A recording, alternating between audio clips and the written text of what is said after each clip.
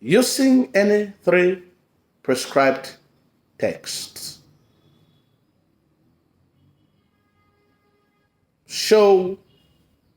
Bring out the changing attitudes of the writers in their various texts, the changing attitudes.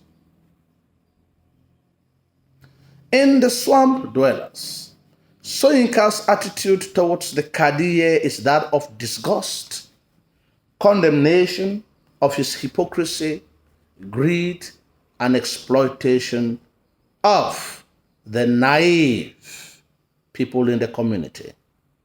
The Kadiye makes them to believe that he is infallible. The Kadiye makes them to believe that whatever sacrifice that is offered to the serpent will help to ameliorate on their lives. Igwezu has given the necessary sacrifices to guarantee the success of his marriage and the protection of his crops. Yet both have met with failure. The blind beggar is easy to detect the bulk in the voice of the Kadiye, while the other people suffer from poverty, and this already makes him to feel that the Kadiye is a fraud. It is this new information that he gives to Igwezu that makes him to realize that the Kadiye does not offer the sacrificial gifts to the serpent, but feeds upon it. That is why he is so fat. Such leaders abuse power and subject the people to untold suffering and poverty.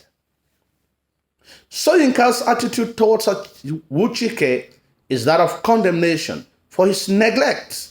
He has not sent a word to the family, neither has he ever sent money to help his poor parents, despite the fact that he's very wealthy.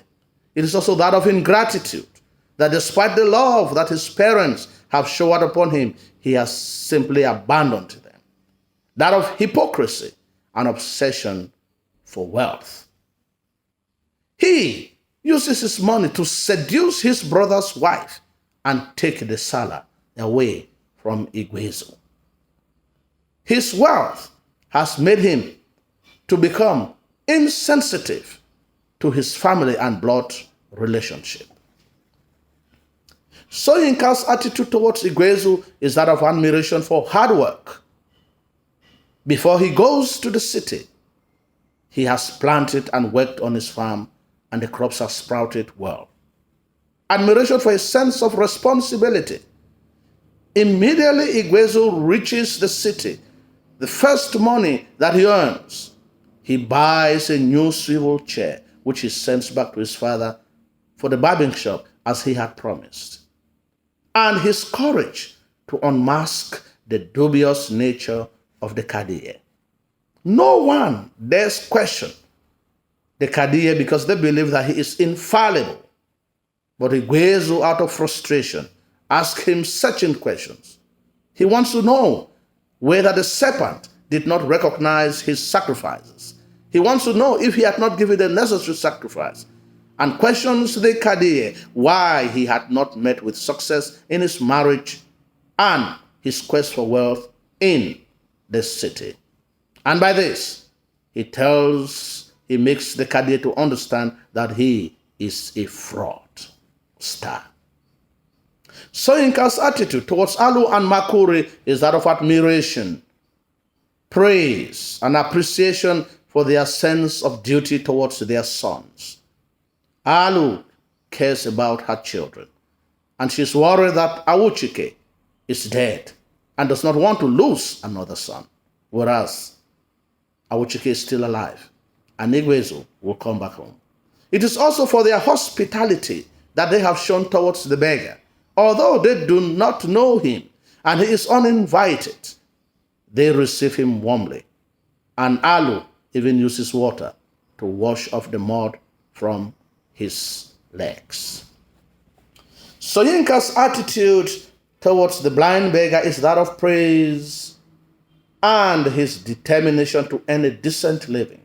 Contrary to the other beggars, to the other blind people who have gone to the city to beg for alms and to live on charity, the blind beggar prefers to go down south where there's water, where he can use his hands to work on the land and earn a living through hard work.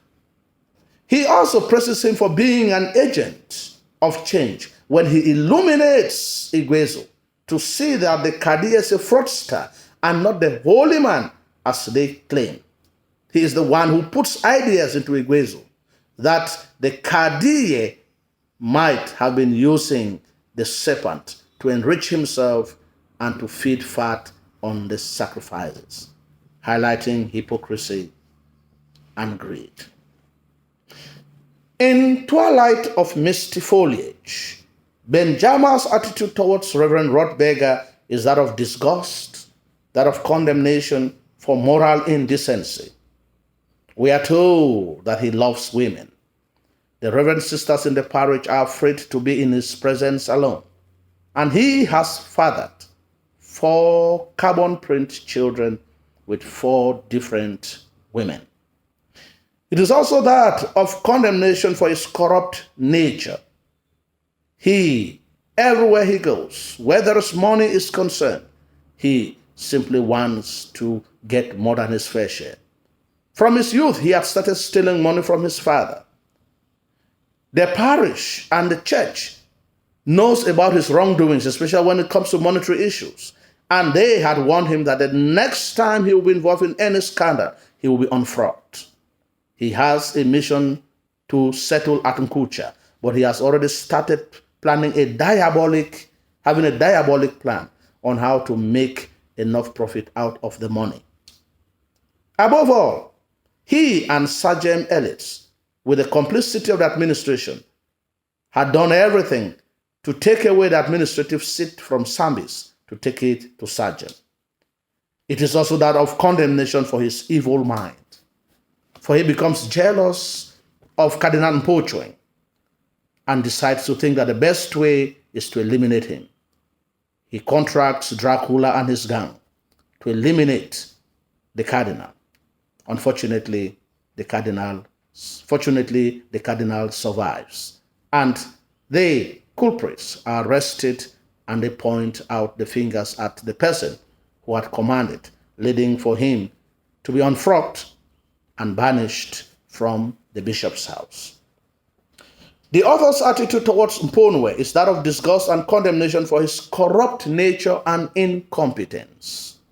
Mponwe tells Cardinal Mpochweng that he had been admitted at the Advanced School of Administration of Wanetemu through the influence of his uncle, who was the chairman of board of directors.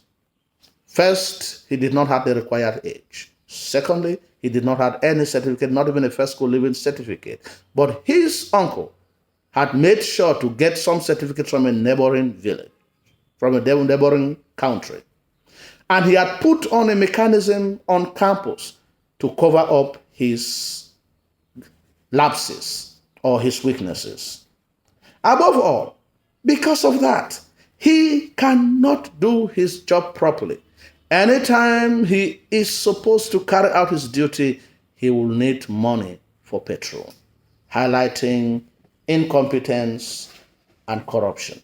He works hand in glove with Reverend Rotberger to continue the discrimination and domination of Sergeant over Sambis.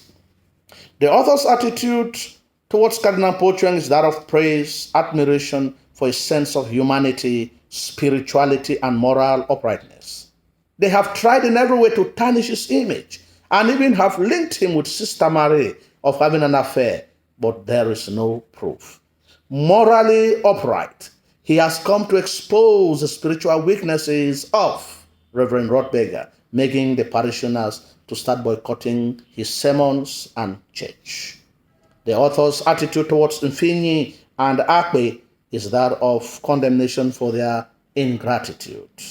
Mfenyi, despite what he has gained from the neighboring village, he decides to go take a contract to fish out Gangbo's family, who is wanted by the government. And in this case, the people transform themselves into beasts and deal with him and his family. Akbe also sends Bimai to school, and Bimai pays him with so much ingratitude without recognizing all the good things that he has done for him. In The Old Man and the Sea, Hemingway's attitude towards Manolin is that of praise and admiration for his unconditional love for his mentor, highlighting human love and compassion. Although he has been withdrawn from Santiago's boat, he continues to help the old man every time he comes back from the sea to transport his fishing equipment and even looks for baits for him. Hemingway's attitude towards Santiago is that of praise for his endurance, determination, bravery towards the challenges of life. While in Casablanca, he had faced off with the strongest man on deck, and he had won in the hand game. He's determined to prove that he's a good fisherman, he's an expert, by going very deep into the sea. And his bravery is shown in the manner in which he fights and kills the marlin, and the manner in which he does his best to defend the meat against the shark. Hemingway's attitude towards the other fishermen is that of condemnation for their lack of sensibility to sympathize with a fellow human being who is going through one of the worst moments of his life. They mock at Santiago and consider him a Salao. In How Can I Sing, the poet's attitude is that of condemnation for African leaders who impoverish their masses to the benefit of the Europeans. In Complicity, they exploit the mineral resources of their countries, which the white man takes to develop their countries, while the masses in their own countries remain in poverty and their countries remain undeveloped. In You Can't Buy Me, the poet's attitude is that of praise for the speaker who does not want to follow the wicked ways of the leaders. He will not join them in their evil work. He wants to be remembered for his good work rather than getting involved in committing evil. He wants his children in the future to move with their heads high, without accusing fingers pointing at them for the evil that their father had committed. In If We Must Die, the poet's attitude is that of admiration for the speaker who urges the others that they must fight to gain their freedom. Even if they should die, their death must be that of bravery. Their opponents must look and respect them for dying bravely on the battlefield.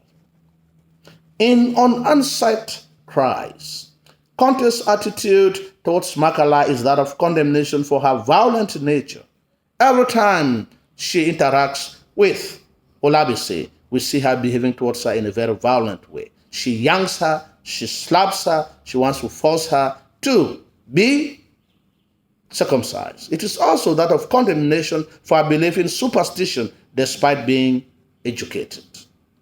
The author's attitude towards female genital mutilation is that of condemnation because it is based on superstition.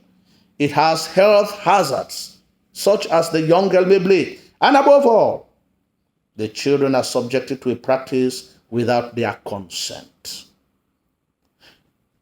During this process, the child may contract HIV. The child may have trauma. The child goes through unbearable pains. And lastly, the author's attitude towards Olabisi is that of admiration for her determination not to be forced to undergo circumcision. Her show of remorse when she is exposed that she is no longer a virgin when she asks for forgiveness from her father. In the same way, the author admires Oya for her undiluted love for Ade and Olabisi. It is also that of condemnation for Ade for his promiscuous life and his irresponsible parenthood. Thank you for watching.